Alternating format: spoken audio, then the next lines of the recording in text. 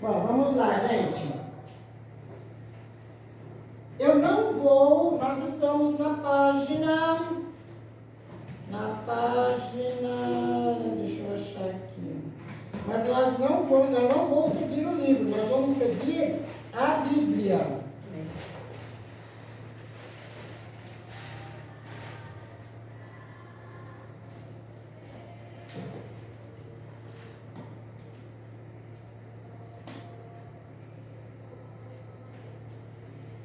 É a página 51, capítulo 4. Ruth, o teu Deus é o meu Deus.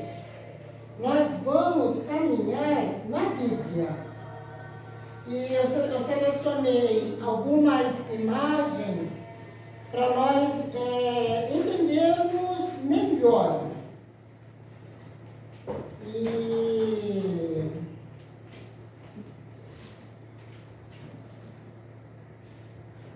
entendermos o livro de Ruth.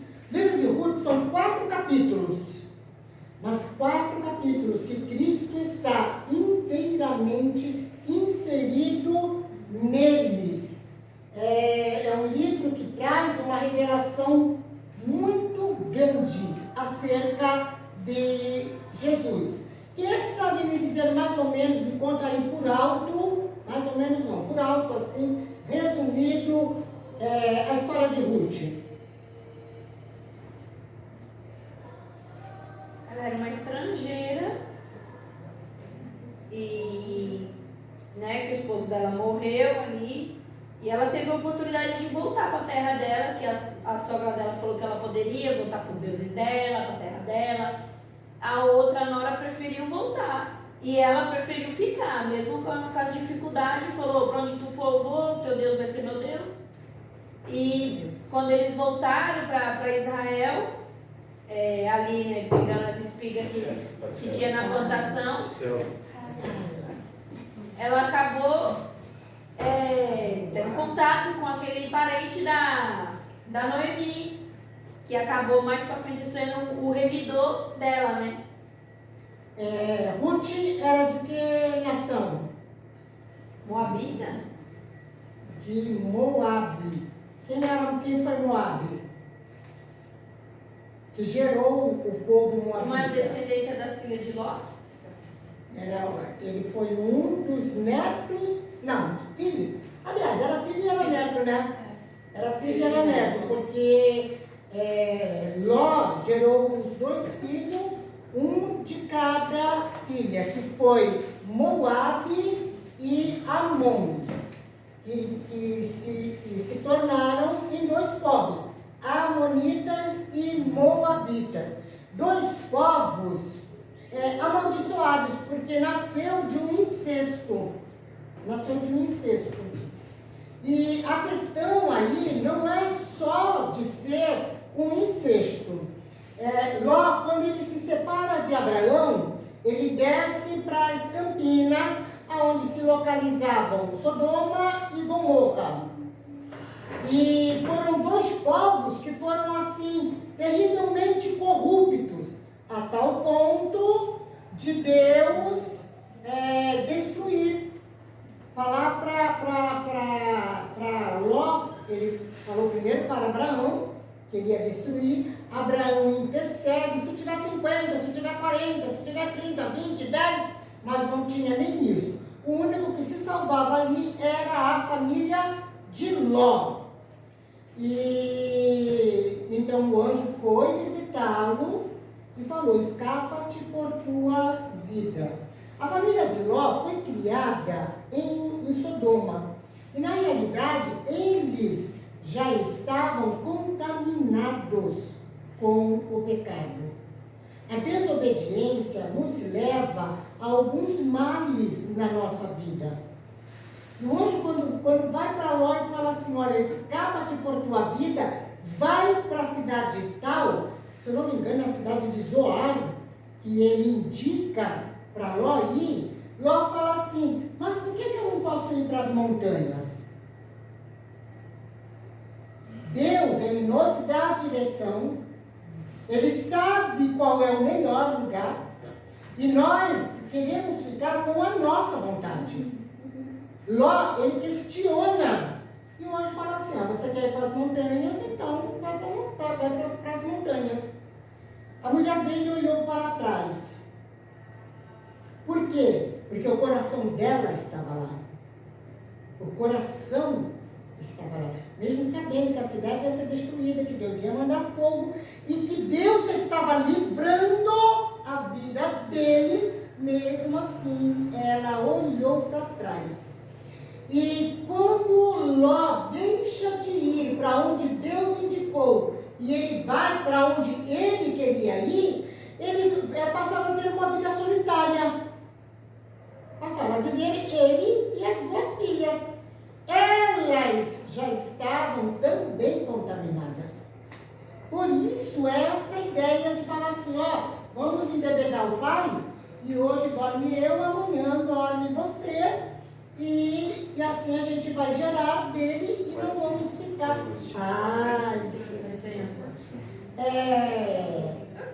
E não vai ficar somente nós.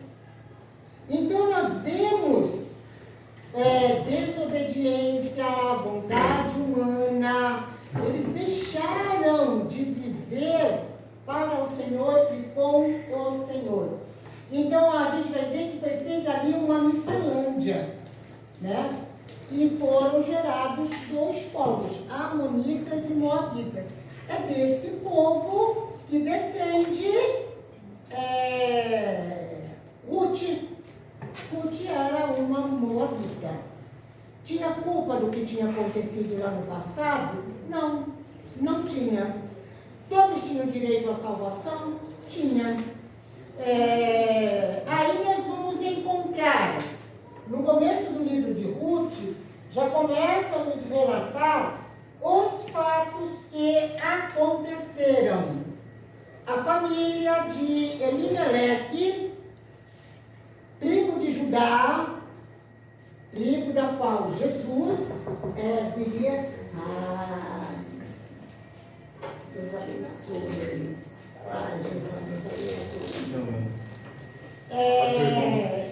Da qual Jesus vivia, teve uma fome em Belém. Houve uma seca e fome. E Elimeleque simplesmente, Belém, quem é que sabe o que significa Belém? Terra de pão. Terra de pão. Casa do pão. Belém significa casa do pão. Eles deixam Belém, eles deixam a casa do pão e eles vão para onde? Para Moabe. Um lugar, vamos colocar assim, maldito. Um lugar maldito. Por quê? Porque mesmo que às vezes o mundo pareça próspero, o mundo pareça que não tem falta de nada, olha como é abençoado, lá na casa do pão não tem pão, mas aqui tem pão. O mundo nos oferece muitas coisas aos olhos humanos, para quê? Para nos enganar, para nos afastar de onde nós deveríamos permanecer. E a família de Elimeleque vai para Moabe. 2 filhos, 2 rapazes, que quando chega lá, porque eles se instalaram, foram muitos anos, foram mais de 10 anos, eles na terra de Moabe. E os 2 se casaram na terra de Moabe, com Malom, com Ruth, e Quilion com Orfa. Até que chega o dia que Elimeleque morre. Agora agora Noemi, ela estava viúva, desamparada, mas ainda tinha os 2 filhos. Na lei judaica, quando o pai morre, o filho mais velho assume a família. Então aqueles 2 filhos, eles estavam cuidando de Noemi. Noemi estava desamparada por uma parte, por outra não, devido às leis que o Senhor havia estabelecido. Só que, posteriormente, morre também Malom e morre Quilion. Agora sim, Noemi estava totalmente desamparada. As meninas não tiveram filhos, não tiveram descendência, porque uma vida no mundo, ela pode até se apresentar próspera, mas ela não frutifica. Não tem nada que se gere no mundo. Só vai viver um dia atrás do outro e vamos trazer agora para os nossos dias e direto para o inferno. Não tem vida, não gera, não tem fruto. E então Noemi, aí ela ouve que na terra de Judá agora está indo tudo bem. E ela se propõe a voltar. Paz. Ela se propõe a voltar. Então ela despede as duas noras. Não, vocês podem ficar aqui, voltem para a casa do seu pai, voltem para os seus deuses. Noemi fala sobre isso. Olha, elas ficaram casadas há mais de 10 anos com os filhos de Noemi, até que ficaram viúvas. E Noemi, esse tempo todo, Noemi falou para elas acerca do Deus de Israel.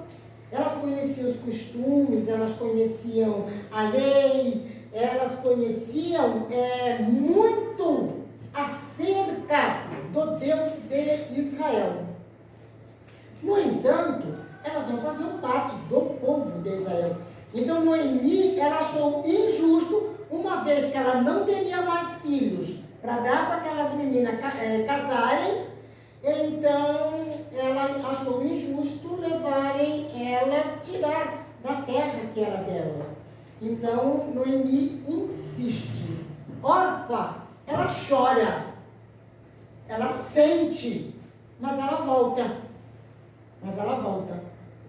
Da mesma forma que muitas pessoas ouvem acerca de Deus, ouvem acerca do Evangelho, gostam, aceitam, entendem, mas não ficam.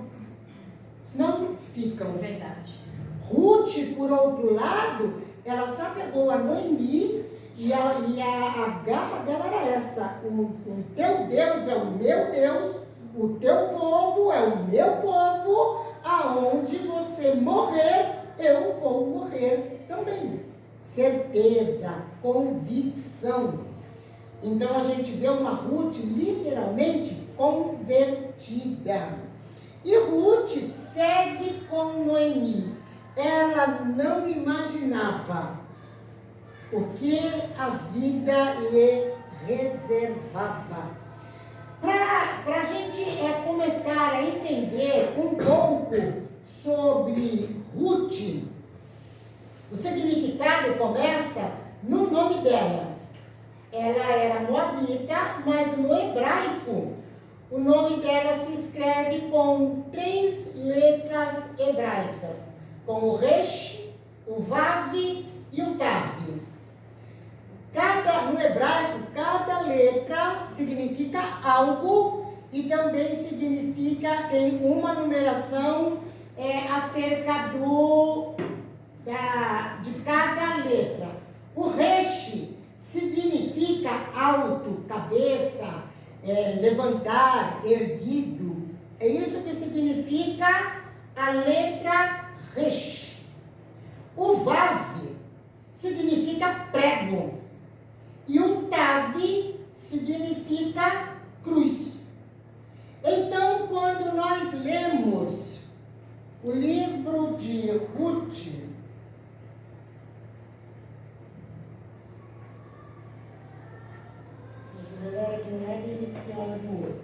quando nós lemos, quando nós juntamos o nome de Ruth, ela vai dar exatamente isso. Jesus foi levantado na cruz com pregos e nos trouxe a amizade com Deus, porque Ruth significa amizade. O nome de Ruth significa amizade. Então, fala de Cristo levantado na cruz, preso com pregos e que trouxe a amizade, a união de Deus com os homens. A Ruth não sabia disso. Mas a lição de Ruth ficou para nós entendermos Colossenses 1, 13, 14, diz exatamente acerca do que Ruth nos leva a entender.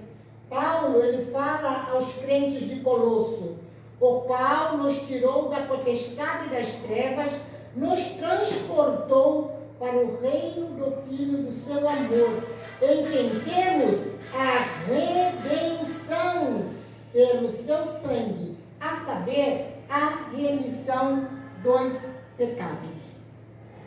Ruth, embora ela não saber, mas a redenção de toda a humanidade se daria exatamente através da vida dela, daquilo que iria acontecer. O final do capítulo 1 de Ruth, ele nos fala que assim voltou Noemi da terra de Moabe. Fique com a Bíblia aberta, porque a gente vai ler alguns versículos. Com Ruth, sua nora, a Moabita, e chegaram a Belém no princípio da cega da cevada. Todo tempo é determinado por Deus. Até o tempo que Ruth, que Noemi teria que voltar, foi um tempo determinado por Deus. Por quê? Porque era necessário que fosse nessa época da cevada, da colheita, que Ruth teria que chegar na terra de Israel. Esse período de Ruth, de Noemi, ele começa, a época dele já é exatamente no final do livro de Juízes. Nós falamos acerca dos juízes na semana passada. Um dos últimos juízes que houve foi Sansão. Então, a história de Ruth, ela se dá nesse intermeio entre Sansão até a chegada de Samuel, porque o último dos juízes foi Samuel. E essa parte a gente já vê quando começa os livros de 1º e 2º Samuel, a saga de Ana, o sofrimento de Ana, até que Samuel nasce. E Samuel foi o único homem em toda a história da Bíblia que ocupou 3 posições. Ele foi juiz, ele foi sacerdote e ele era profeta. O único homem que exerceu 3 posições. Antes de chegar até Samuel, porque Samuel, ele faz o traslado da era dos juízes para a monarquia. É Samuel quem unge o primeiro rei de Israel. E a história de Ruth, ela se dá bem ao final disso. É muito próximo da história do nascimento de Samuel. E quando nós entendemos, começamos a entender Ruth pelo seu próprio nome, nós vemos que, porque Jesus, ele descenderia de quem? De Judá. E? De Davi. De Davi. Ele descenderia de Davi. Samuel, ele já é ele quem unge os primeiros reis de Israel. Que no primeiro rei, na realidade, não seria Saul, já seria Davi. Davi era o homem escolhido por Deus para ser o primeiro rei de Israel. No entanto, Saul ainda governou por 40 anos. Por 40 anos. Vontade humana. Olha, nós acabamos de falar de Ló, a vontade humana de Ló. Deus deu uma direção, mas Ló fala assim: mas eu queria isso, pode fazer. Para ver quantas vezes nós nos desviamos da vontade de Deus. Às vezes por uma coisa muito simples, mas eu não queria isso. Eu queria assim. Deus, Ele permite. Deus, Ele permite. Porque Ele não obriga ninguém a obedecê-lo. Ele não obriga ninguém a segui-lo. E Ele também não obriga ninguém a ir para o céu. Nós temos que ir com as nossas pernas. Nós temos que ir com a nossa vontade. Nós temos que negar a nossa carne e fazer a vontade de Deus.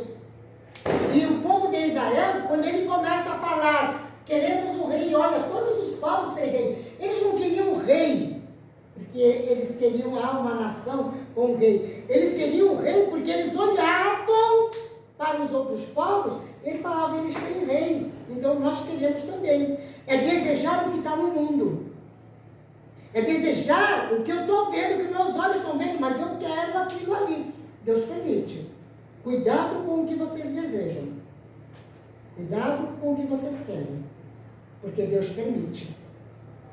Quebramos a cara, arrumamos muitas vezes um problema gigante, imenso, né? Muitas vezes a gente vai tão longe que para voltar a gente traça um caminho muito doloroso. Foi o caminho que Israel seguiu ao escolher um rei. No tempo determinado, Deus daria o rei a eles. No entanto, Saul ainda reinou 40 anos sobre Israel. E a gente vê que não era o homem escolhido de Deus, porque ele reinou 40 anos e em toda a história de Saul, ninguém vê ele falar sobre a arca.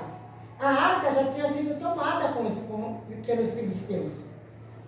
E não é citado a arca em todo o reinado de Saul. Como que um rei que é escolhido por Deus não se importaria com a arca? Que era a própria presença de Deus entre o povo. Então nós vemos aí que literalmente o Saul não era o homem determinado para reinar sobre Israel. A história de Ruth, no final do livro de Juízes, da história dos Juízes, ele nos mostra a redenção. Entraria logo após a monarquia, entraria Davi. Jesus descenderia de Davi. Então, se a gente vê o trajeto de Deus, Deus está apontando para a redenção. Deus está apontando para a redenção. A história de Ruth é uma história de redenção. E logo após a gente vai ver, porque Ruth, ela gera a Obed. Obed gera a Jessé. E Jessé gera a Davi. A Ruth era avó de Davi. A gente vê Deus dando uma direção para verem que os fatos relacionados na Bíblia não são só histórias.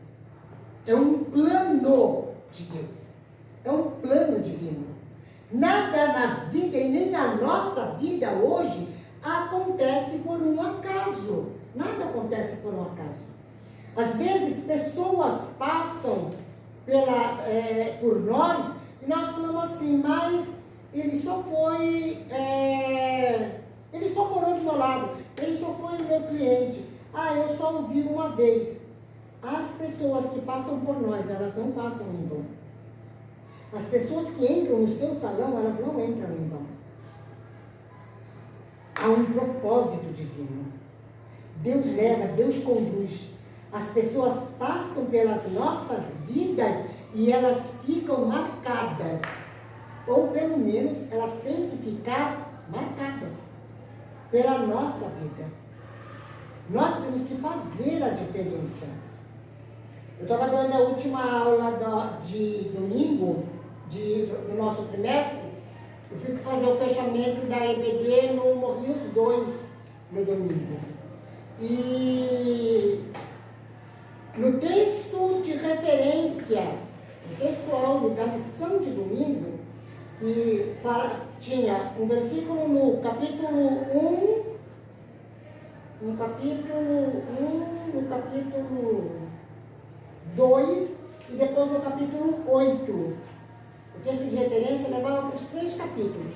O versículo do capítulo 2, abram lá, Neemias 2.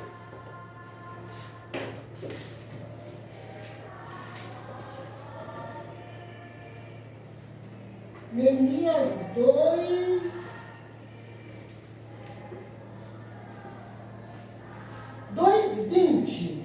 Leiam esse versículo. 2:20.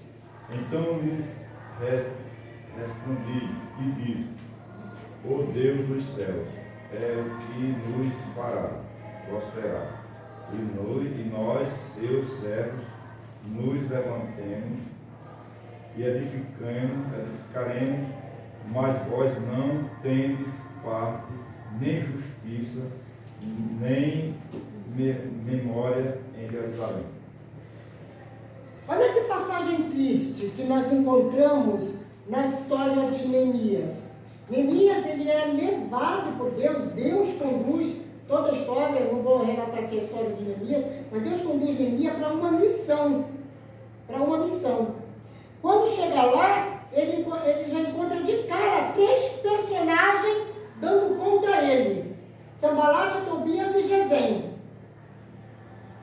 E aí, Neemias dá essa resposta para esses 3 homens. Sambalate, a Bíblia fala que ele era oronita, provavelmente ele era de Bet-Horon, que é das terras de Efraim. Então, ele era pertencente ao povo de Israel. Gesem era árabe. Mas os árabes, eles também descendem de Abraão. E Tobias era amonita, da mesma descendência que era Ruth. Só que, se eles eram, eles vinham de um povo amaldiçoado, mas eles também conheciam o Deus de Israel. Por quê? Porque eles eram descendentes de Ló. Ló era sobrinho de Abraão. Nós vamos ver que todos estão num ponto em que conhecem a Deus. Mas muitos vai dando conta, não dá a mão, não ajuda, não abençoa. Você quer fazer o teu trabalho? Faz lá, se vira, faz sozinho.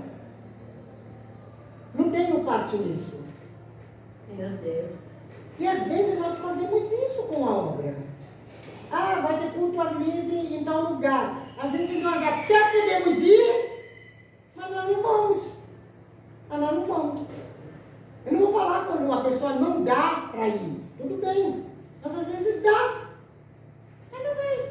Deixa eles lá. A equipe de missões que vai. Deus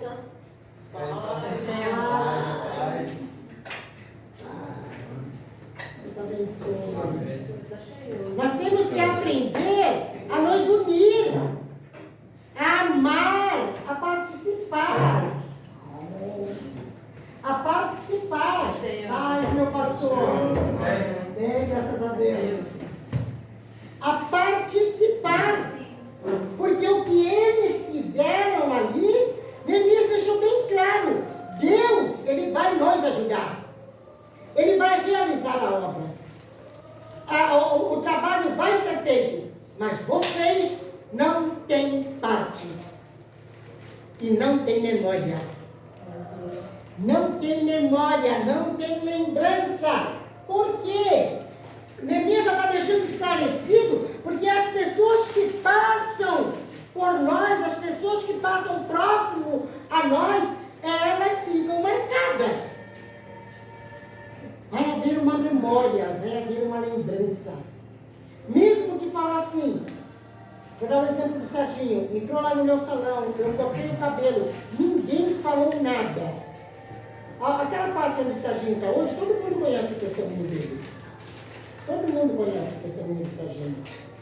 Mas entrou, saiu, não falou nada, cortou o cabelo e saiu.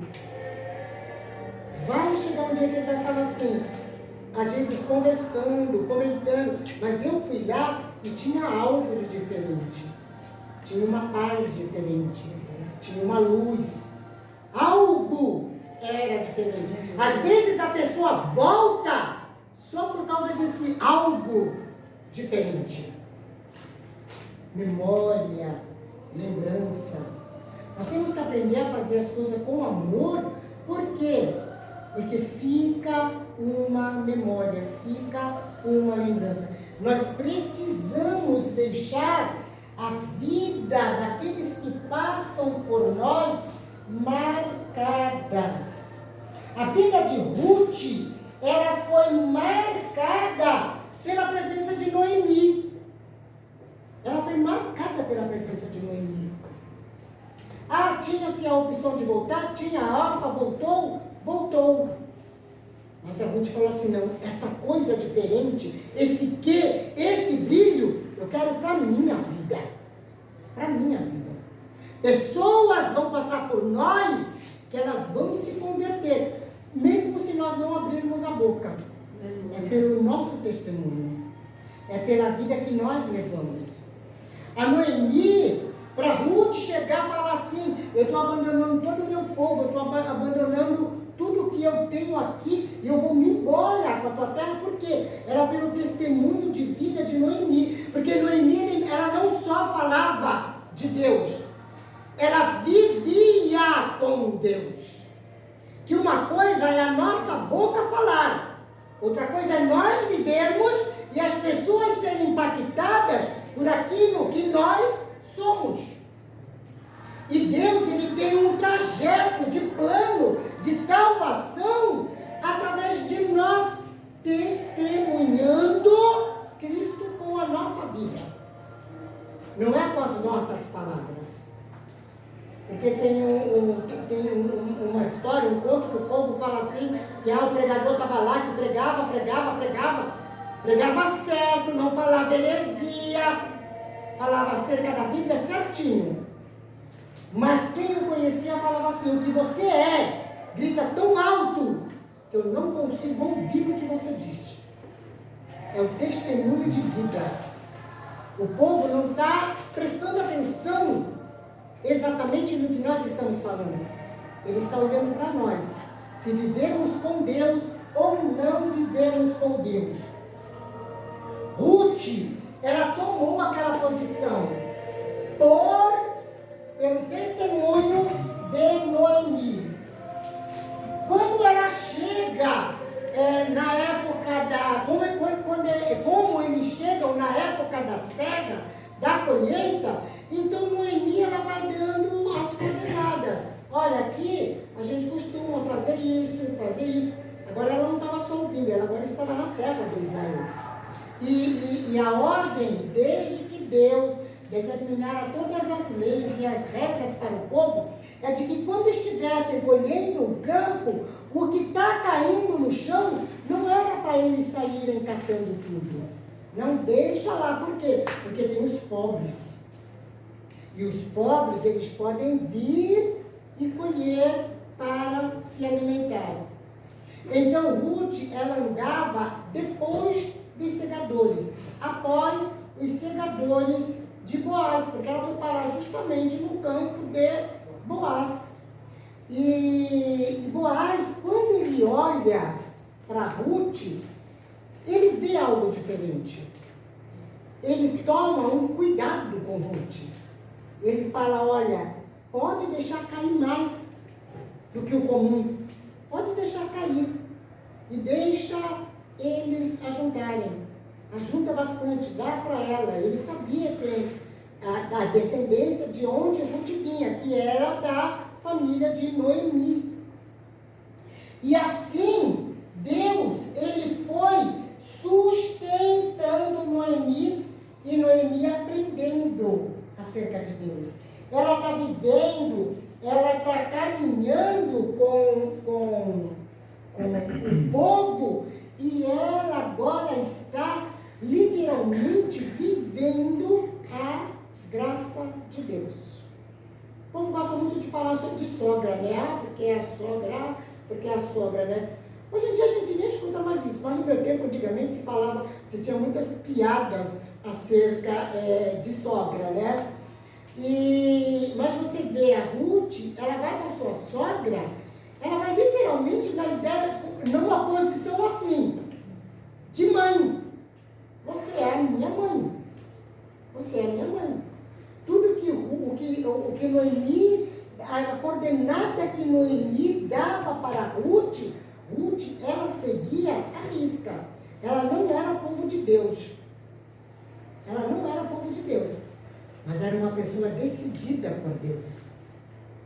Para verem que quando nós tomamos posição com Deus, a nossa vida muda, a nossa atitude muda. A nossa atitude muda. Nós temos que nos autoanalisarmos todos os dias. A gente volta lá para 1 Coríntios capítulo 11. Examine-se, pois, o homem a si mesmo. E assim como deste pão não é no dia da ceia. É todos os dias. Todos os dias. Eu tenho que estar me autoanalisando. Tem mudança na minha vida? O que eu sei a respeito de Deus transforma a minha vida, transforma o meu pensamento, transforma o meu modo de ouvir, o meu modo de ver, de falar, transforma o meu desejo, o que está no meu coração, transforma. Nós temos que ser mudados, e não importa de onde viemos. Para Ruth não importava de que povo ela vinha. Ela agora estava no meio do povo de Deus. Povo de Deus. Uma vida mudada. Ela queria ouvir. Ela queria obedecer. Ela queria seguir. Quando nós estudamos a vida de Neemias, nós vemos que Neemias teve um êxito muito grande naquilo que ele focou a fazer e que ele foi fazer. Os muros foram reconstruídos em apenas 52 dias. Só que o livro de Neemias começa falando acerca de Neemias. Apresenta Neemias trabalhando para um rei pagão. Apresenta Neemias que ele ouve a história, ouve dos seus irmãos, como estava Jerusalém, como estavam os portões e como é que estava vivendo aquele povo em Jerusalém. Ele se compadeceu, ele se importou. Ele é apresentado como um excelente funcionário do rei. Como é que nós sabemos disso? O capítulo 2, porque Neemias ele ouve o que está em Jerusalém, e o restante do capítulo 1 fala o quê? Ele foi orar, ele foi jejuar, ele foi chorar por aquele povo, ele foi confessar pecado, e ele fala assim, não é o pecado do povo que está lá em Jerusalém, ele fala assim, é o nosso pecado. Nosso. Porque é fácil a gente apontar para o dedo e falar assim, você errou, você caiu, você vai ficar de banco 3 meses. E tem pessoas até que riem um dos outros porque acontece tal coisa. Nós temos que nos compadecer, chorar, orar. Senhor, tem misericórdia. No capítulo 2, quando Neemias vai levar o vinho diante do rei, o rei já olha para ele e fala assim, Neemias, tu está diferente, tu está triste, Neemias. O que está acontecendo? As pessoas nos conhecem pelo nosso semblante. E aí Neemias responde o que o rei está perguntando. Eu estou triste porque, olha, eu fiquei sabendo que Jerusalém está desolada, os muros estão destruídos, os portões foram queimados, é a terra que está sepultada meus pais. Como eu não iria ficar triste? Ele deu uma resposta correta. Mas o que é que a Bíblia fala no versículo 4 do capítulo 2 de Neemias? Neemias 2:4.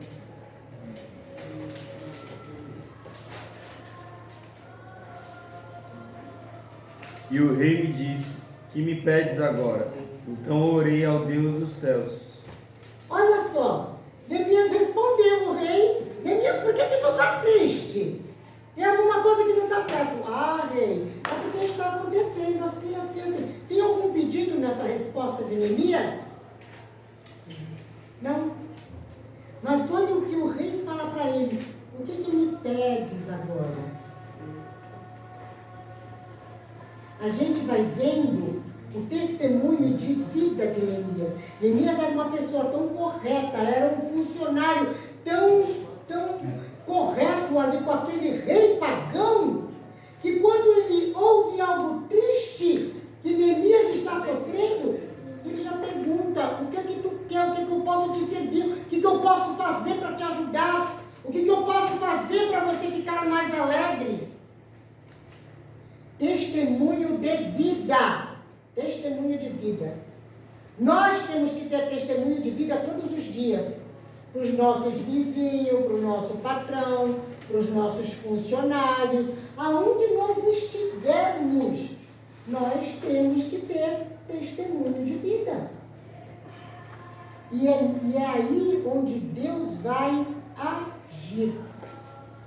Deus respondeu à oração de Neemias, Deus deu êxito, mas primeiro o Neemias viveu cada dia lá, se autoanalisando. Eu quero viver com o Senhor, eu vou orar ao Senhor, eu vou buscar ao Senhor, porque até quando o rei pergunta para ele: o que eu quero, o que você está me pedindo, o que eu posso fazer por você? A Bíblia não fala que Neemias respondeu rápido, a Bíblia fala que Neemias orou ao Senhor.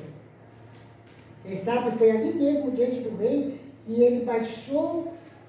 Porque a gente se curva não é quando a gente se ajoelha não, viu gente? Quando a gente se ajoelha, o nosso corpo se ajoelha, se curva perante o Senhor. Mas a nossa alma tem que se curvar a Deus todos os instantes. E não importa onde nós estivermos. Foi ali que Neemias se curvou ao Senhor e orou. Quem sabe ele falou: Senhor, me dá as palavras certas agora para mim falar para o rei. Esse rei é pagão, esse rei é persa. Coloca as palavras corretas na minha boca. Viver para Deus. Nós temos que viver isso. A gente vê isso inserido na história de Noemi, de Ruth. Deus ele foi escrevendo a história da humanidade através dos personagens que nos relatam os livros históricos. Alguns a gente vai passar mais profundo, outros a gente vai só mencionar, mas vários personagens aparecem nos livros históricos. E Deus foi escrevendo a história através deles. Através desses fatos acontecidos, Jesus veio ao mundo. Nós estamos em 2026 depois de Cristo. A igreja, que somos nós, nasceu no capítulo 2 de Atos. E como é que Atos termina? Como é que terminam os livros do Novo Testamento? Amém. A graça de nosso Senhor Jesus Cristo. Todos os livros, tirando os evangelhos que falam sobre a vida de Jesus, e o livro de Atos, que não tem esse fim. O livro de Atos, ele termina assim, instantâneo. É como se fosse cortado. E aí entra a epístola aos Romanos. E de Romanos até o Apocalipse, o Novo Testamento termina com a graça de nosso Senhor Jesus Cristo, com a palavra amém. Por que Atos não termina assim? Porque a história da igreja ainda está sendo escrita. Ela não terminou nos relatos de Lucas. Lucas não conseguiu colocar um fim na história da igreja. Por quê? Porque a igreja, ela continuou caminhando. E a igreja está aqui hoje, século 21. Glória a Deus. A história ainda está sendo escrita. Qual é a história que a vida, que Deus está escrevendo através de nós? Se nós pararmos aqui por alguns minutos e relembrarmos o que foi que eu fiz hoje durante o dia, o que foi que eu fiz lá no meu serviço, o que foi que eu falei, como foi que eu respondi, o que foi que saiu da minha boca. A história da igreja ainda está sendo escrita, só que agora é através de nós. Do mesmo jeito que foi escrito através deles, Deus ele continua escrevendo a história da igreja. Então nós temos que nos examinarmos cada dia. Porque vidas, elas podem se aproximar de Deus através de nós, como também elas podem se afastar de Deus por causa de nós. Ser crente como ele, prefiro ser quem eu sou. Eu escuto muito essa frase por aí, viu, gente? Eu escuto muito essa frase por aí. Ser crente como fulano é, eu prefiro ficar onde eu estou. Então nós temos que nos autoanalisarmos cada dia. Ruth, ela conduz Noemi, ela conduz Ruth como ela tem, o que ela tem que fazer. Porque Ruth interrogou, mas em que campo você foi parar? Quando Ruth fala para Noemi o campo aonde ela foi cegar, Noemi já sabia. Tem remidor nosso nessa família. A família são nossos remidores. E aí começa uma história divina através de Ruth e de Noemi juntas. Quando Noemi ficar sabendo no campo de Boaz que você está, eles são os nossos remidores. Então, Ruth, você vai fazer assim. Para quem lê o livro de Ruth, a gente já ouviu pessoas falarem assim: mas como é que uma moça que fala que é tão certinha, ela foi lá se deitar nos pés de Boaz? A Noemi foi quem orientou como ela deveria fazer. Noemi sabia que ele era um dos remidores. Então, não era um oferecimento. Vai lá e se oferece para ele para casar com ele. Não era um oferecimento. Porque da forma como Noemi a instruiu, olha, você vai deitar nos pés, coberto, assim.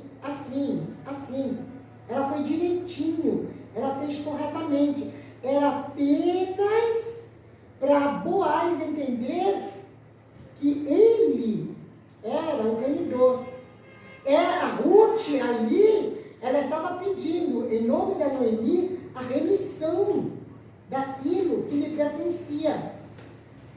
Então não foi um oferecimento, não foi uma cena à toa. Foi algo bem orientado e feito da forma correta. Ela não se deitou, ela não correu lá se deitar do lado de Boaz. Ela se deitou nos pés.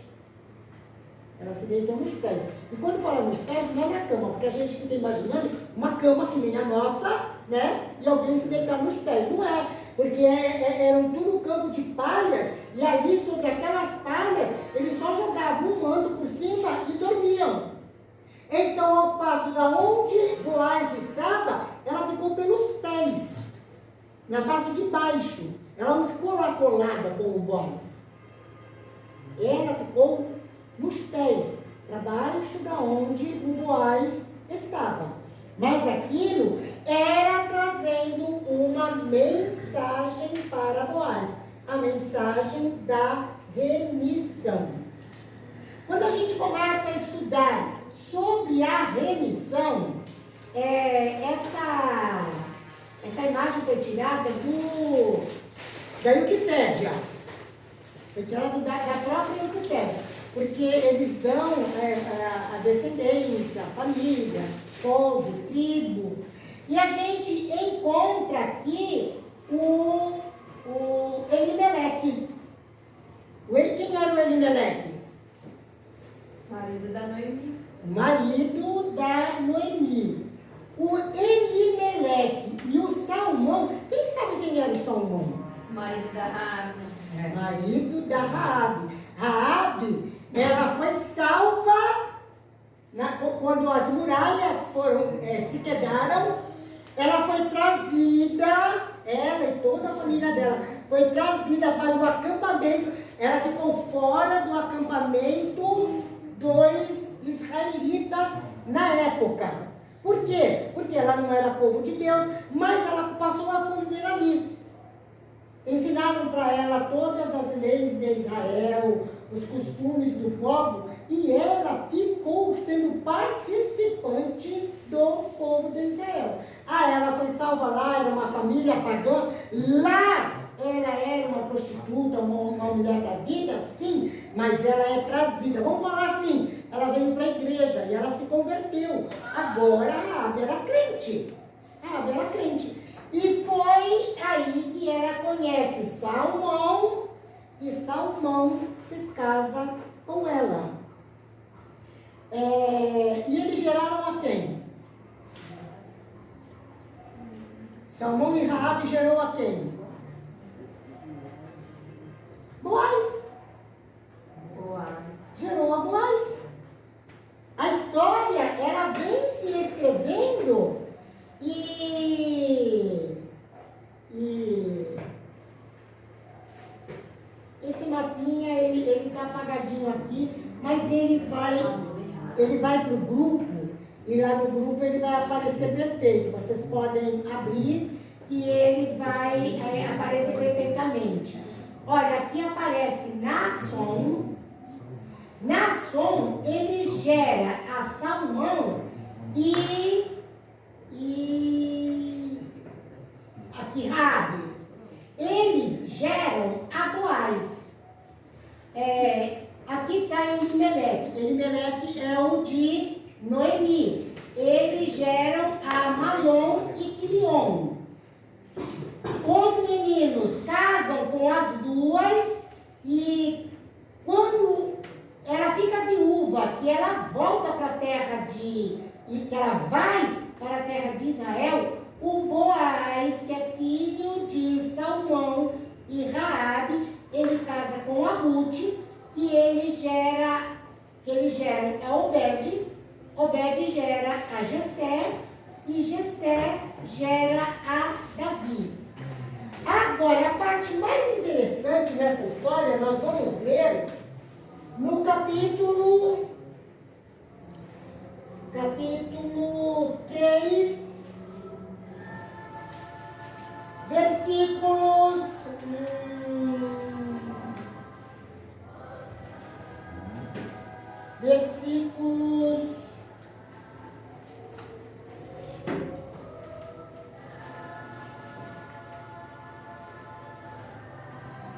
Vamos ler a partir do versículo 6, alguns versículos.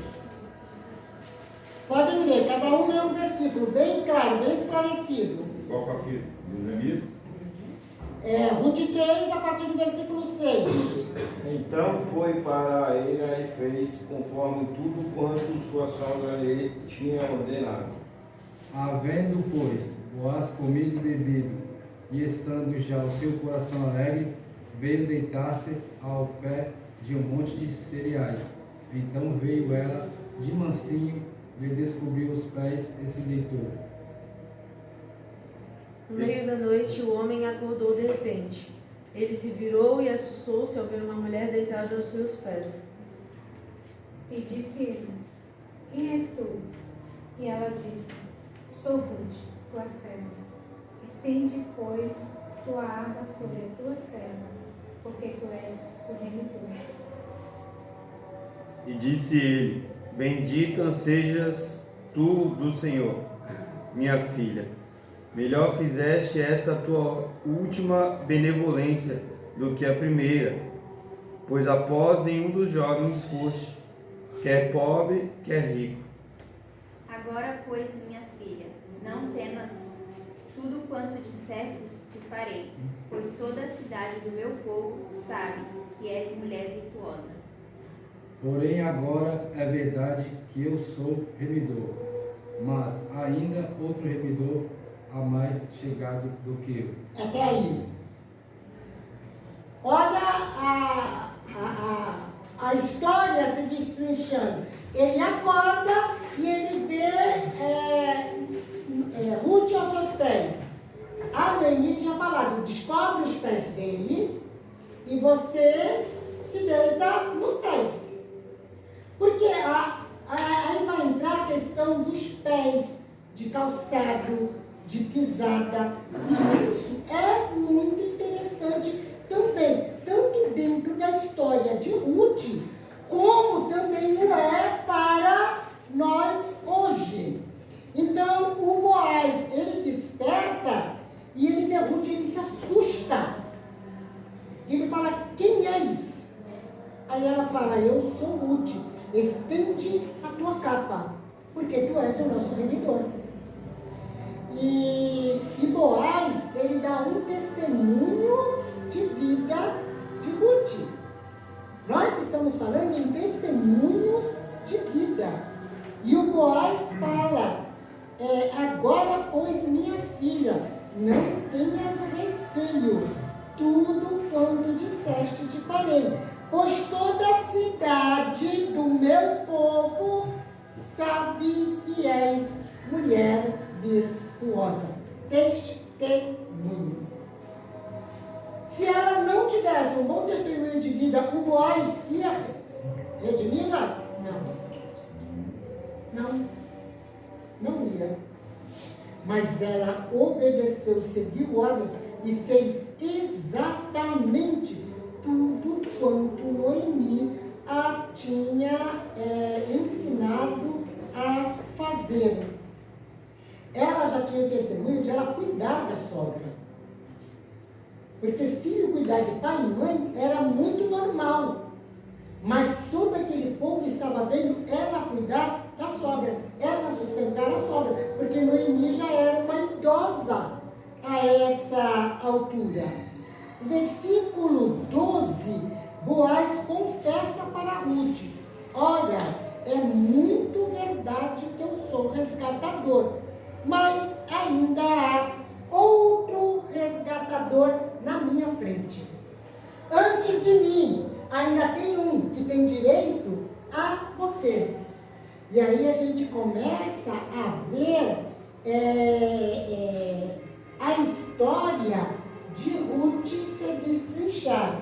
No capítulo 4, no capítulo 3 ainda.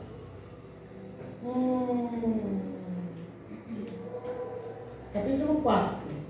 O Boaz vai para os portões da cidade, onde ficavam os sábios, os homens mais velhos, idôneos, eles ficavam nos portões. Os juízes da época ficavam nos portões também.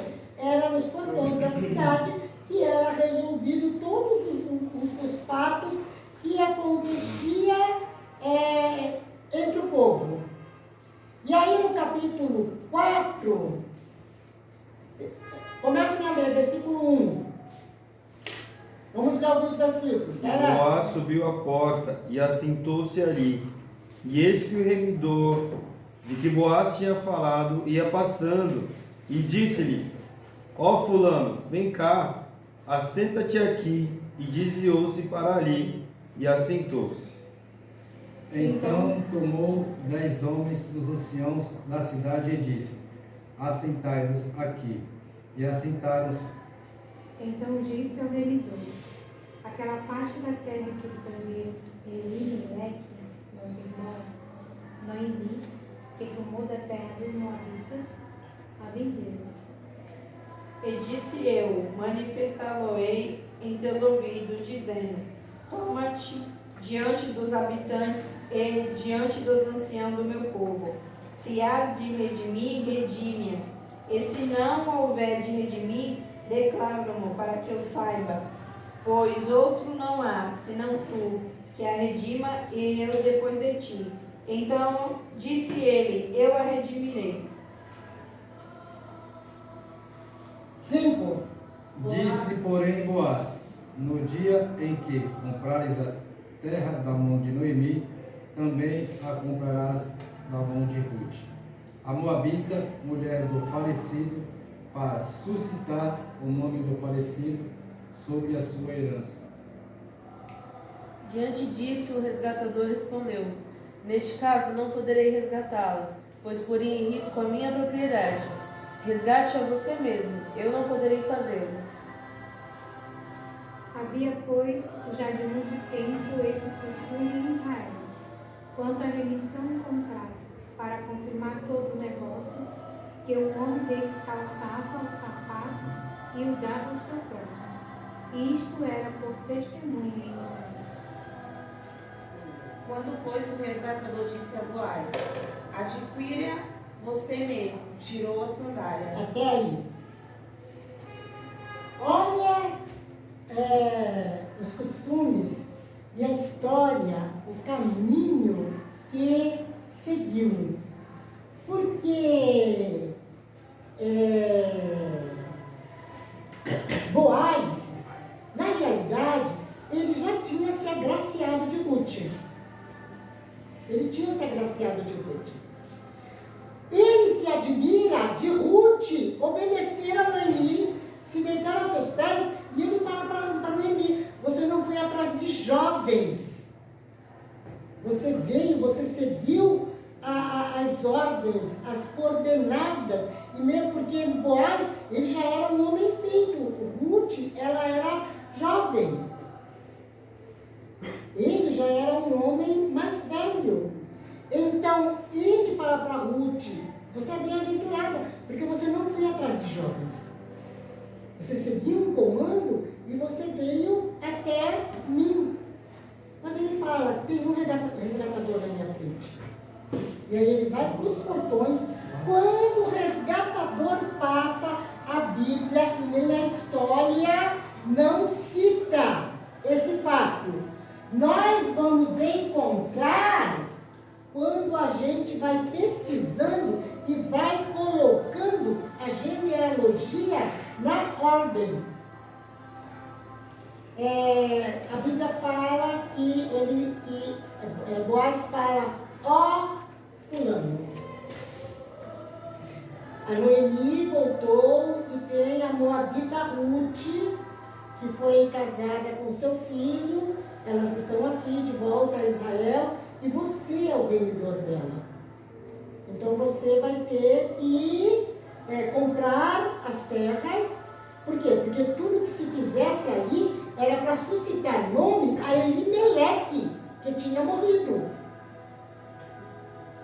E ele fala: só tem um detalhe. Ele falou assim: eu fico com as terras. Quem é que não quer terra, né? Eu fico com as terras. Tem um detalhe. Se você ficar com as terras, você vai ter que se casar com Ruth. Você vai ter que se casar com Ruth. Aí ele fala: não posso. Por quê? Porque eu vou comprometer a minha herança. Ele já tinha uma herança. Então ele não ia entrar para resgatar a família de Noemi, uma vez que tinha alguém que podia resgatá-la, que era Boaz. Ele falou: eu não vou comprometer.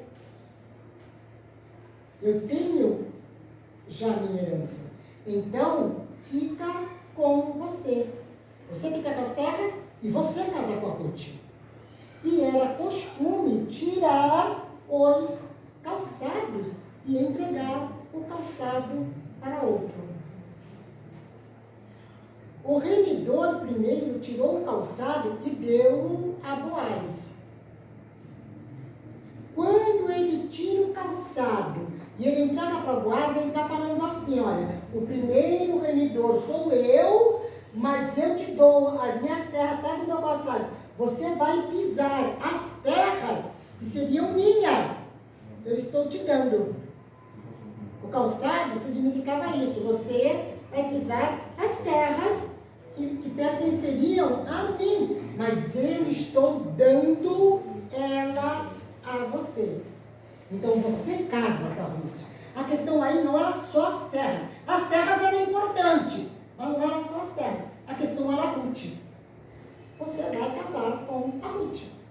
E Boaz foi de bom grado, o restante do capítulo 4 vai nos falar sobre o casamento de Boaz e Ruth. Quando nós seguimos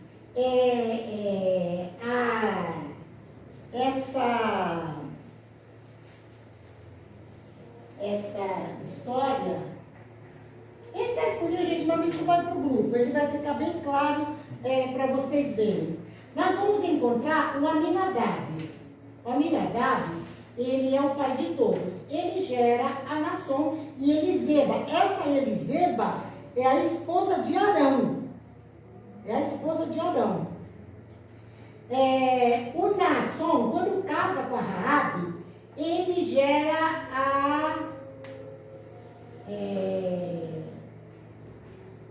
a Elimeleque. Não, eles são tudo irmãos. O Elimeleque é que se casa com a Noemi e gera a Malom e Quilion, que casa com a Ruth e com a Orfa. Aqui, o Salmão, ele é o pai de Elimeleque. O primeiro remidor do Boaz, o primeiro remidor que antecedia Boaz era o próprio pai dele. O pai diz para ele: eu já tenho uma herança, então você casa, você fica com as terras do Elimeleque e você casa com a Ruth. Tira os calçados e entrega a Boaz.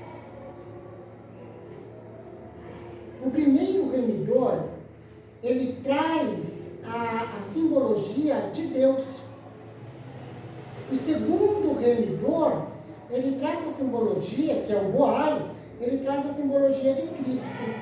Boaz era ele foi um tipo de Cristo. O primeiro remidor era o Pai. Então, para nós, o primeiro remidor era Deus, o segundo remidor era Jesus. Ruth, ela é moabita, ela é gentia. O pai falou assim: eu já tenho uma herança. Deus, ele já tem uma herança. Qual é a herança de Deus? Israel.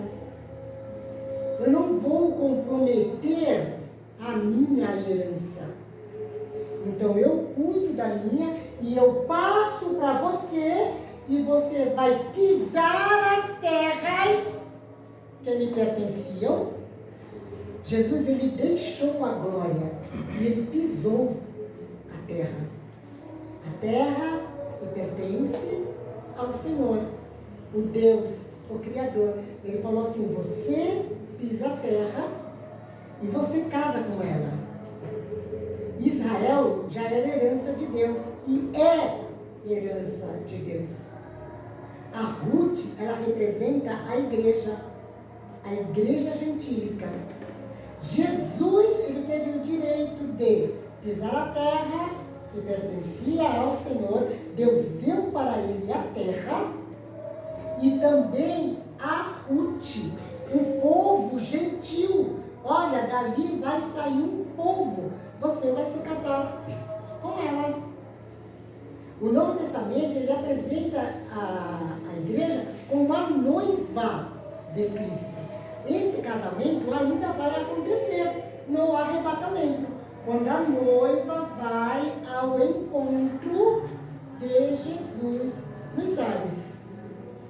E o compromisso de Deus com Israel, ele continua de pé. Israel vai ser espiado durante a grande tribulação, porque ainda é um Israel rebelde, mas eles vão ser espiados durante a grande tribulação.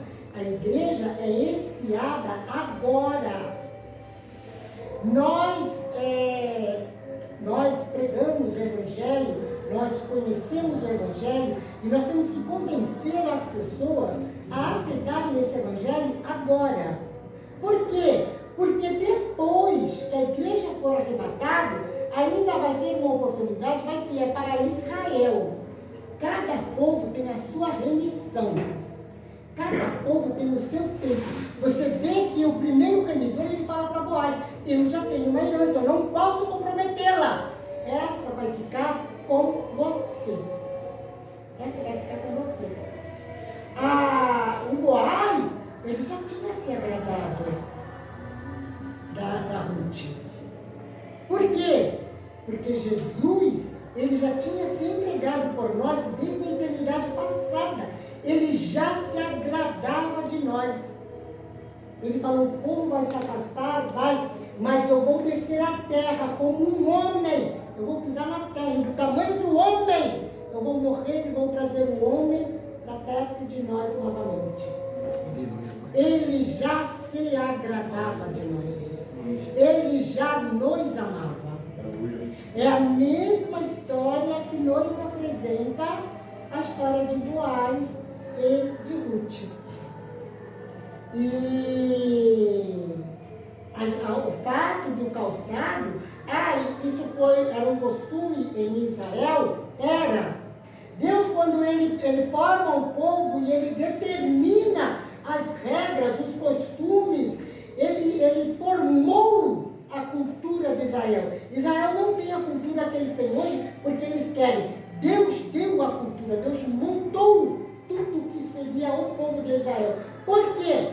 Porque a história de Israel fala de salvação, fala de remissão. Todas as coisas que aconteceram a partir de Gênesis, porque o Gênesis vai apresentar os primeiros capítulos, a criação do mundo. Aí ele mostra o pecado que tomou conta da terra. Então ele seleciona um povo que era dele, que no caso era uma família, é o Noé. Então vai lá, constrói a arca. Aquela arca já tinha uma simbologia. A arca não era porque era só a arca para o Noé entrar nela. A arca era Cristo. A gente vai vendo que Deus, ele vai conduzindo a história, e através da história ele vai se revelando a nós, ao seu povo e ao mundo. Quantas pessoas ouvem e não acreditam? Gostam, participam, é a órfã, conheceu Deus, conviveu ali com a Noemi. A Noemi, ela tinha um testemunho do Deus vivo, mas quando chega no ponto culminante para escolher o que é que você quer, eu tenho direito de voltar? Tenho, então eu volto. Com todo o conhecimento que eu tenho de Deus, de você, do teu povo, eu volto. É os tantos que hoje ouvem o Evangelho e simplesmente estão indo para o inferno. Não querem compromisso. Por quê? Porque tem que abandonar o mundo. Ela não quis se comprometer ao ponto da Ruth de abandonar tudo, das costas para tudo e viver uma outra vida com um outro povo. Muitos não querem esse compromisso com Deus, porque estão apegados ao mundo. E alguns se enganam dentro da igreja mesmo, porque infelizmente, dentro da igreja ainda tem aqueles que estão caminhando para o inferno. E literalmente estão caminhando para o inferno. Nós temos que nos atentar. Nós temos que nos examinar. Gente, isso é sério. Cada dia. Ruth, quando ela aceita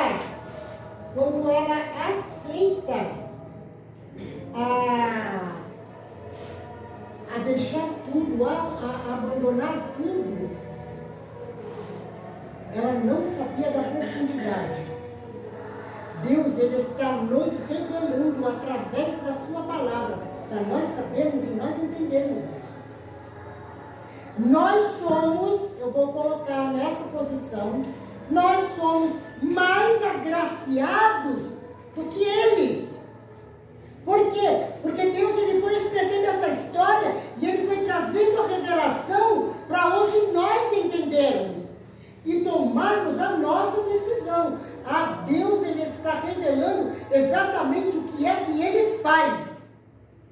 Então eu posso ter uma melhor escolha. E alguns lá atrás, eles apenas tinham uma escolha.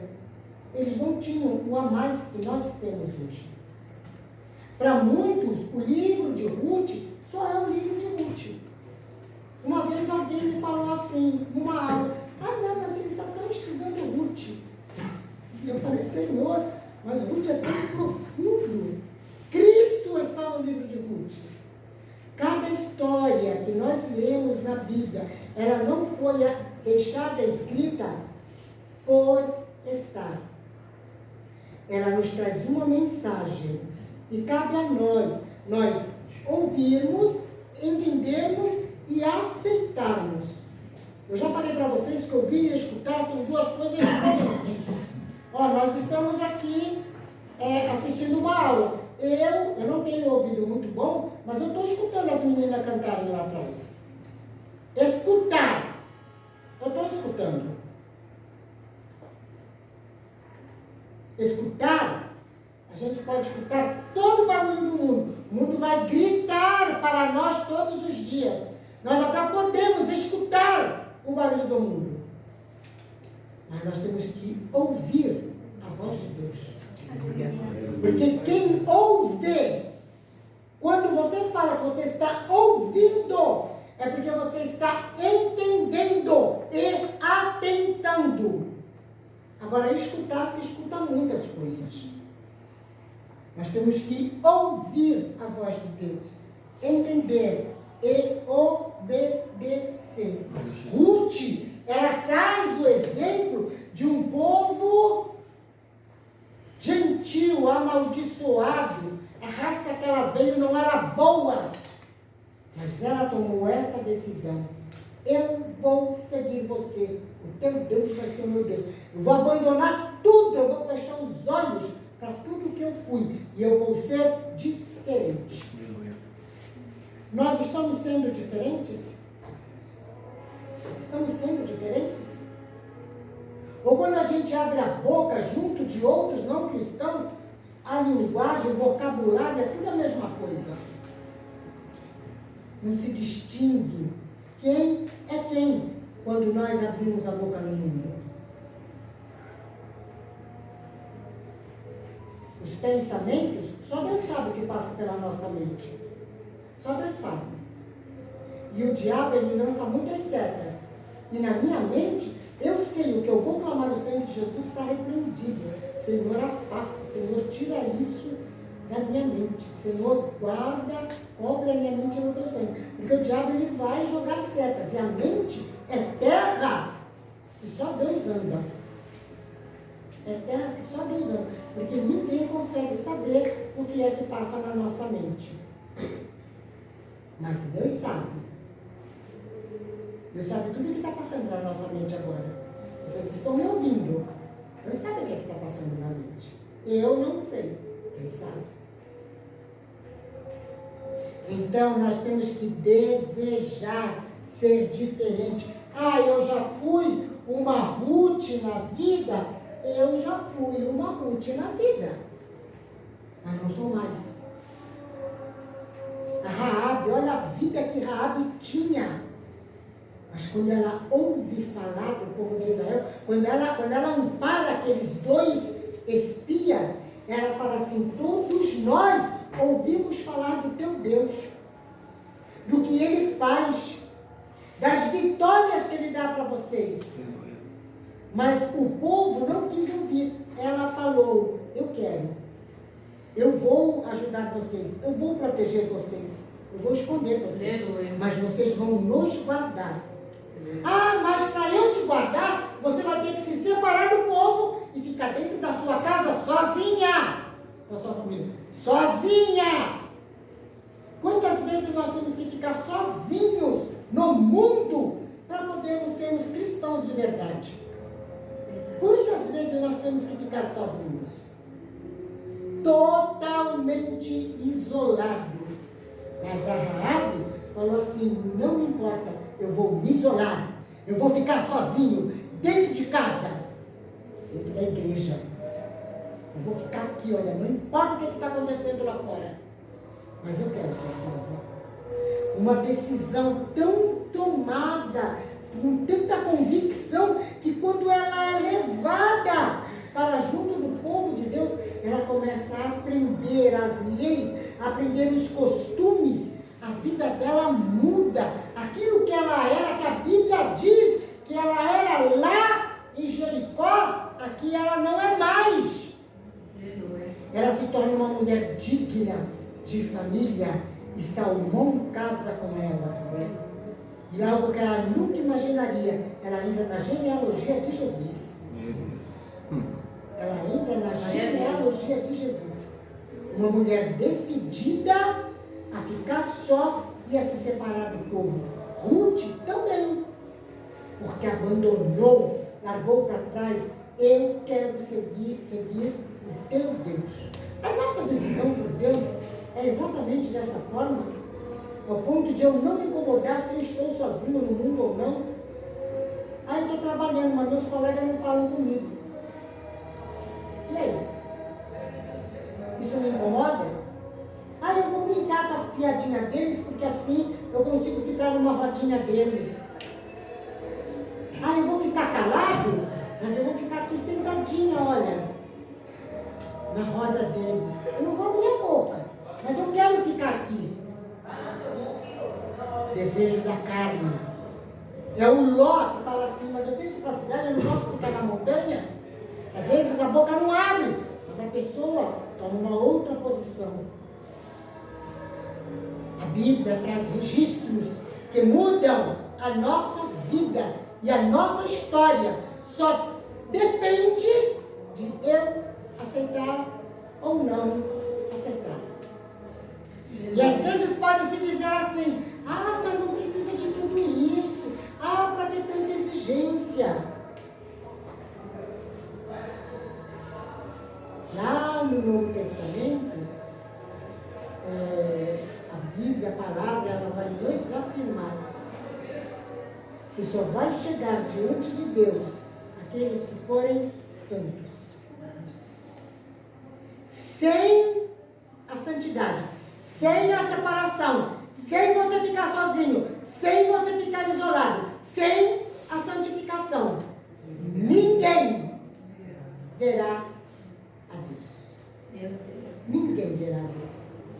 Para nós, tudo isso ficou explicado. Para Ruth não estava não. Para Ruth não estava não. Mas ela decidiu. Para nós, tem toda a palavra esclarecida. Aleluia. E aí depende se nós queremos se decidir por Cristo ou não. A história de Ruth, ela vai terminando agora, o tempo dos juízes. Samuel está para se levantar e a geração de Davi já está aqui sendo preparada por Deus. Para quê? Para Davi ser levantado como rei de Israel.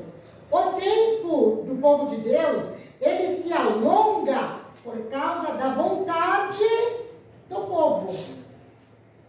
Israel, quando sai do Egito, ele era um trajeto. Os historiadores, eles falam da diferença entre um e o outro, da contagem que eles fazem, mas o trajeto para chegar até Canaã era de 3 e 6 meses.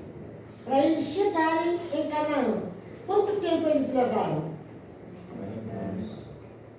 40 anos. Porque eles duvidaram, porque eles murmuraram. Eles foram caminhando e foram desobedecendo, foram murmurando, e foram... Eles deixavam a mente e a boca se levar. E isso alongou o tempo deles. Vocês vão ver que o número 40 na Bíblia, ela vai falar sempre de um tempo de provação, um tempo de angústia, um tempo de tribulação. Israel ficou 40 anos no deserto. No tempo dos juízes, quando vai acabando, olha, Deus está preparando a história da redenção. A linhagem de Davi está aqui. Porque a Ruth já vai casar com Boaz e vai ter a Obed. O Obed vai ter a Jessé, e de Jessé vem Davi. Deus, ele está com o seu plano exato, correndo para o povo de Deus. Mas aí o povo de Deus olha e fala assim, não, Deus, não é muito tempo, eu quero rei agora. Eu quero rei agora. Todos os povos têm rei, eu quero rei. Deus não, Deus permite. Os nossos desejos são perigosos quando nós queremos alguma coisa, porque Deus permite. Deus permite. Vocês querem? Vocês querem. Aí Deus olha, ó, o que o olho humano vai ver um homem acima dos demais. A Bíblia fala que Saul, do ombro para cima, ele era mais alto do que a base da altura que os judeus eram. Era um homem grande. Vista, olho humano, é o que o olho está vendo. É grande, é bonito. Olha, é uma bênção de Deus. Quantas coisas a gente pensa que é bênção, né? Grande, bonito. Ah, é bênção. Não é não. Não é não. Meu Deus. Porque a gente vai ter que olhar se é aquilo que eu quero ou se é o que Deus quer. Porque quando apresenta Davi, fala que Davi era ruivo. Nem os irmãos não davam atenção para ele.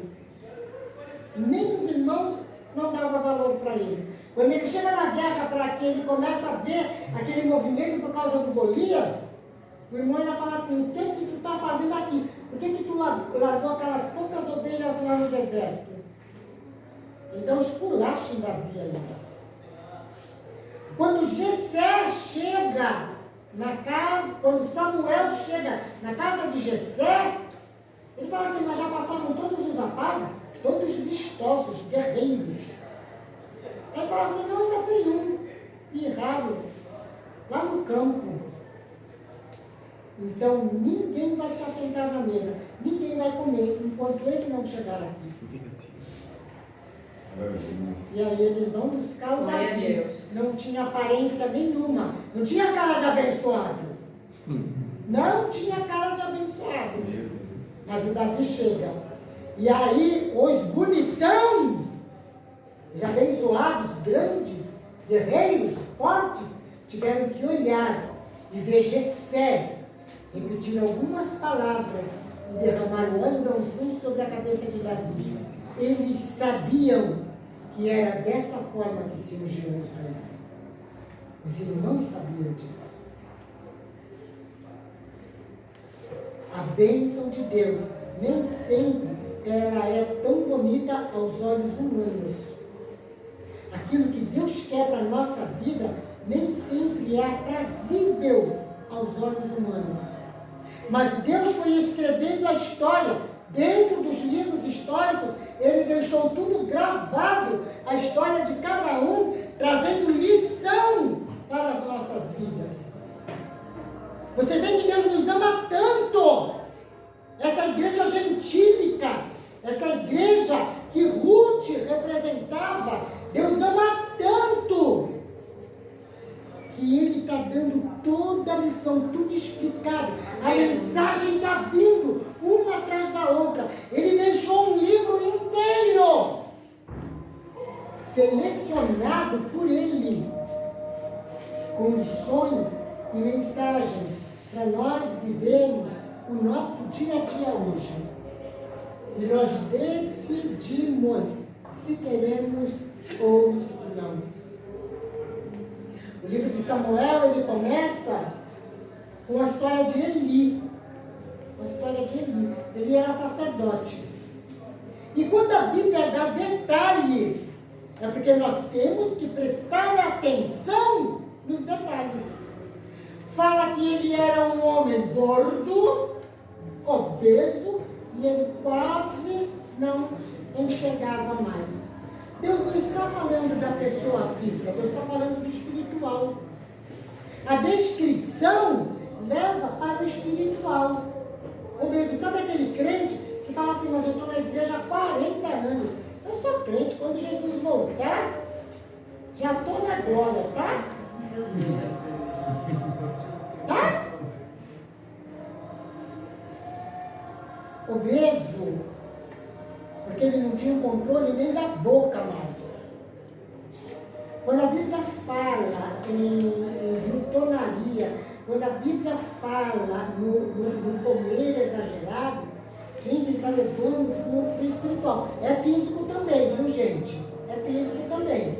Porque todos temos que ter o controle da boca, né? Mas os detalhes que a Bíblia nos dá, nós temos que levar para o espiritual. Eli era uma pessoa que ele não tinha mais autoridade sobre os seus filhos. Ele era sacerdote. Ele não tinha autoridade sobre os seus filhos. Os filhos agora eram todos os próximos sacerdotes que tomariam toda aquela linhagem de seguir o trabalho do pai. E a Bíblia fala que eles abominavam os sacrifícios. Eles dormiam com mulheres. E Eli não tinha mais autoridade. Nós temos autoridade na nossa família? Nós temos autoridade sobre os nossos filhos? Então nós estamos vivendo um Eli da vida, que não tem autoridade.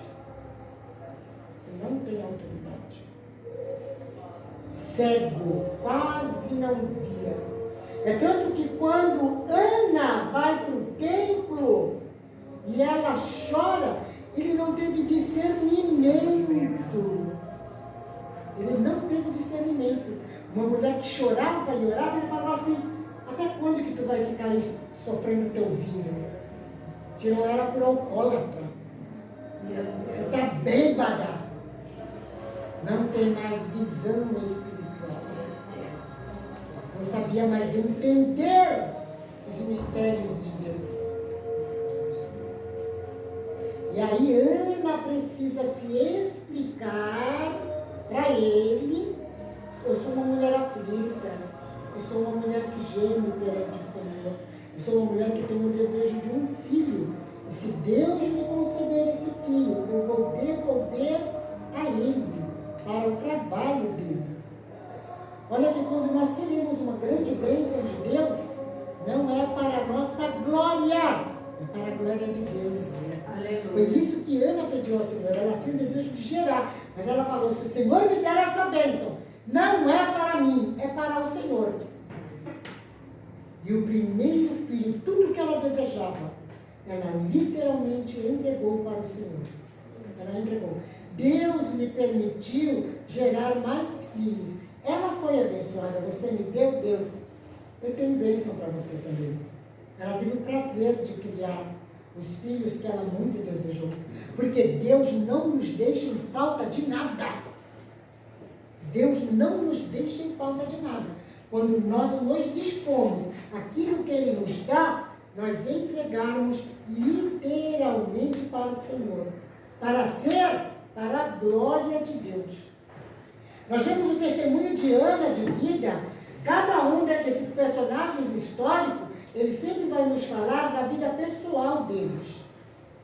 A Eucana, ele tinha uma segunda esposa, não é porque ele, meu prazer, eu quero bagunçar, eu quero ter mais de uma mulher. Não, Ana não gerava.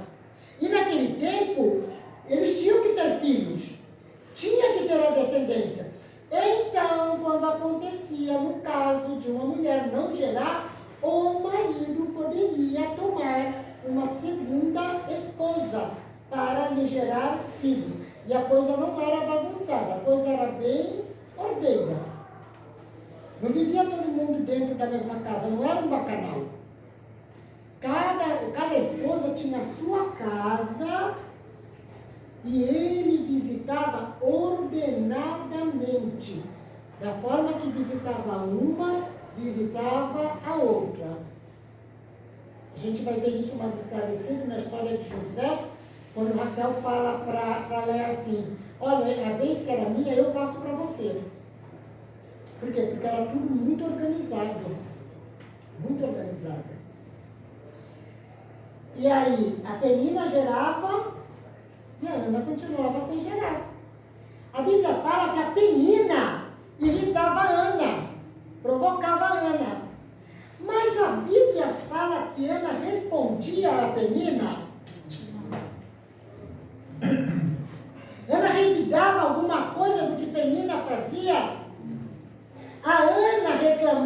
próprio Eucana. É tanto que quando ele chega no templo, ele fala, por que você está triste? Eu não sou melhor do que 10 filhos. A Ana não ficava reclamando, mas ele sabia da tristeza de Ana. Então ele é quem consolava a Ana. Eu te amo, Ana. Eu te dou a melhor porção. A porção abastada é a tua. Eu não sou melhor do que 10 filhos. Você vê que não havia resposta. O povo de Deus não fica respondendo, não fica com malcriação. Está sofrendo, às vezes está sendo humilhado lá no teu serviço, sei lá, onde você estiver, com os teus vizinhos, não sei o que pode acontecer. Às vezes está sendo pirraçado, está sendo provocado. Crente não revida, crente não responde. Você pode provocar do jeito que você quiser. Eu vou continuar o meu caminho quietinho, calado. A minha voz, a minha resposta é para o Senhor. Era para onde Ana ia, ela ia orar, ela ia contar para Deus o que era que estava acontecendo. Olha, Deus, a Penina essa semana me fez isso. Olha, a gente estava subindo para o templo e ela estava me falando graça disso, Senhor. É para Deus que a gente conta. E quem faz a justiça e quem responde é Deus. Nós vamos ler no livro de Hebreus, quando Deus fala, minha é a vingança. Nós não precisamos revidar nada. Deus sabe de tudo que acontece. Mas Ele quer ver a nossa posição. Porque enquanto eu estiver respondendo, Ele vai falar assim, pode resolver do jeito que tu quiser. Não põe na minha mão. E a gente continua sofrendo. O tempo poderia ser mais curto, mas a gente faz um tempo mais longo. Geralmente, a Bíblia vai apresentar 40 anos. 40 anos de tribulação, 40 anos de angústia. Ele já está falando assim, o tempo não é pequeno, o tempo é grande. Então entrega na minha mão. Entrega para mim. Se rende a mim. Porque o meu tempo é mais curto. O meu tempo, a bênção chega mais rápido. E a bênção de Ana chegou, Samuel nasceu, e Samuel foi entregue no templo. Eli foi ensinando os trabalhos menores, o que o Samuel podia fazer, até que no tabernáculo tinha Eli, os seus 2 filhos, que também eram sacerdotes, mas Deus não tinha um homem para falar com ele. Deus olha para a terra e Deus não encontra ninguém. Ele foi encontrar quem? Samuel. Um menino, mais ou menos nessa época, ele deveria ter uns 10 anos de idade, quando Deus começa a falar com Samuel. Porque Deus não falou e acabou. Deus só falava a partir de então com Samuel. Deus contou o segredo para um menino de 10 anos, uma pessoa que tem posição diante de Deus, o que ia acontecer com Eli. Meu Deus. O que ia acontecer com Eli. A Bíblia fala que na guerra contra os filisteus, quando eles viram um povo que não busca Deus, ele tem derrotas. Quando viu que não iam vencer, o que eles fizeram? Correram lá, vamos pegar a arca. Eles usavam a arca como um amuleto. Um amuleto. Quantas vezes nós usamos Deus como amuleto também? Fazemos o que nós queremos, vamos para onde nós queremos. Quando a coisa começa a dar ruim, entrou na tribulação, na angústia, agora eu vou lá pedir para Deus resolver o meu problema. O problema que nós arrumamos é usar Deus como amuleto. E aí eles foram, pegaram a arca, levaram, e a arca foi tomada naquela batalha. Os 2 filhos de Eli morreram. E quando Eli recebe a notícia, a Bíblia fala que ele estava sentado, um homem gordo, velho, ele cai para trás, na cadeira do susto que ele leva, quebra o pescoço e morre. Não tem vida. Não tem vida física, porque não tinha mais vida espiritual. Meu Deus. Primeiro acontece no espiritual, depois vem para o mundo físico. Primeiro é no espiritual. Então nós temos que cuidar da nossa vida espiritual, em primeiro lugar. Em primeiro lugar. A Bíblia, ela nos guia, ela vai nos dando as coordenadas. Deus deixou tudo escrito para nós, por amor, porque Ele nos ama. E os livros históricos, ele vai nos trazer muito mais fatos, que é de lição para os nossos dias de hoje. Não é só assim, aconteceu, acabou. Não. Ficou registrado. É porque Deus está gritando para nós. Por amor. E Ele está nos dando essa oportunidade antes que Ele venha. Por quê? Porque nós precisamos ser exortados através dessa palavra, através desses fatos, dessas histórias, para quê? Para quando Cristo vier, Ele nos encontre preparados. Que o Espírito Santo de Deus possa guardar essa palavra na mente e no coração de cada um. E que nós possamos colocá-las em prática na nossa vida diária. Amém, queridos? Amém. Que Deus nos abençoe em Cristo. Vamos ficar de pé, vamos orar.